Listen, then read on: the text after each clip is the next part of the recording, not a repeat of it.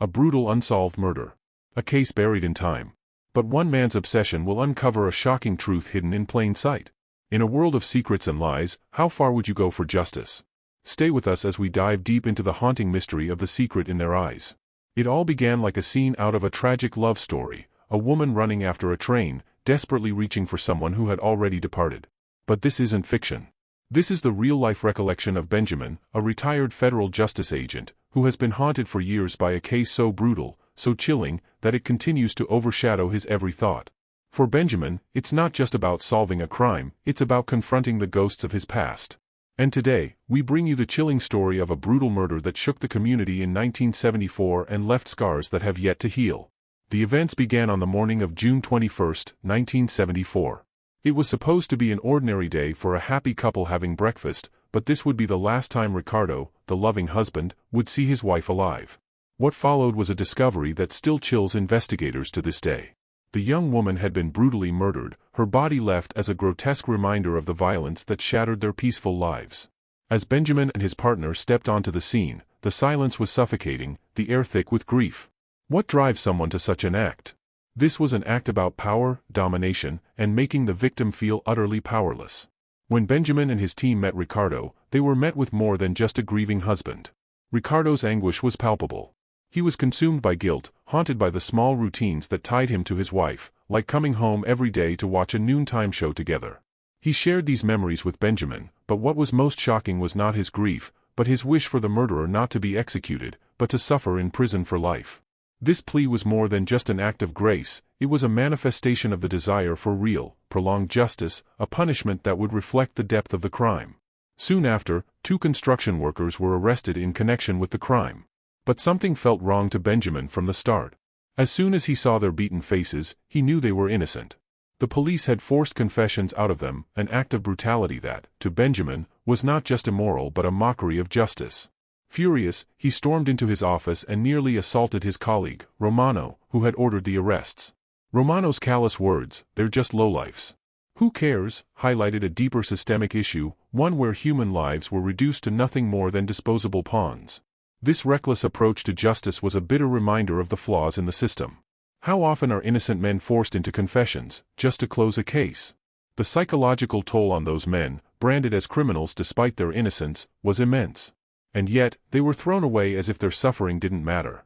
The case took a dark turn when Benjamin uncovered a series of photographs that would become crucial to the investigation. In each image of the victim, there was a man, his eyes, filled with longing and obsession, lingered on her. This was no casual acquaintance. Ricardo identified the man as a friend from Chivilcoy, the town where the victim had grown up. Investigators now had a suspect, and what they discovered next pointed to a sinister obsession that had spanned years. The man had never gotten over his childhood love for the victim, and in his mind, she was still his to possess. Such obsessions often evolve from unrequited love to dangerous fixation. When the subject of the obsession leaves, it is common for the obsessive individual to feel not just rejection, but a deep sense of betrayal.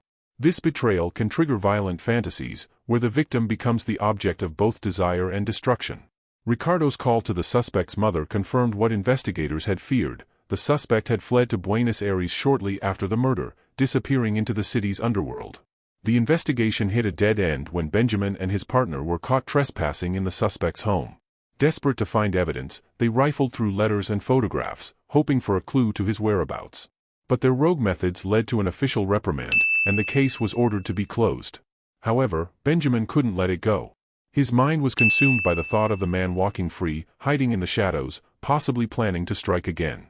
In a twist of fate, Benjamin ran into Ricardo at a train station a year later. Ricardo had not given up, he had been going from station to station, waiting for the suspect, hoping to catch a glimpse of the man who had taken everything from him. But as time passed, Ricardo's once sharp memories of his wife had started to fade, and he tearfully confessed that he was afraid of forgetting her completely. For Ricardo, the slow erasure of his memories was perhaps more painful than the murder itself. The inability to hold on to the past, the helplessness in preserving the image of his wife, was a deep psychological wound. Victims' loved ones often cling to even the most mundane memories, as a way of maintaining control over their loss. When those memories begin to fade, the psychological pain can be unbearable, it's as if they are losing their loved one all over again.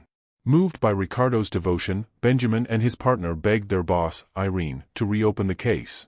But with no new evidence, it seemed their hands were tied. What began as a brutal case of rape and murder in 1974 spiraled into something far more sinister, an obsessive quest for justice, where the lines between right and wrong blurred beyond recognition. In a strange twist, it wasn't police work or forensic evidence that led to the next breakthrough.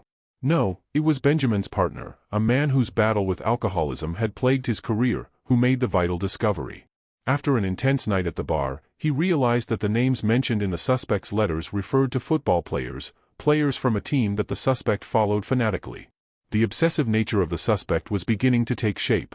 Sports, and in particular this football team, seemed to provide him with an escape from his dangerous desires. Fueled by this lead, Benjamin and his partner attended a game, scanning the crowd for their suspect. In what seemed like an impossible stroke of luck, they spotted him. A chase ensued, with the suspect trying to escape, but stadium security helped catch him. He was detained, but as would become an unsettling pattern in this case, justice wasn't straightforward. Despite being held for 3 days, the legal process became bogged down by delays and bureaucracy. On the day of his interrogation, tensions were high. Irene, determined to keep everything by the book, insisted that they wait for the judge.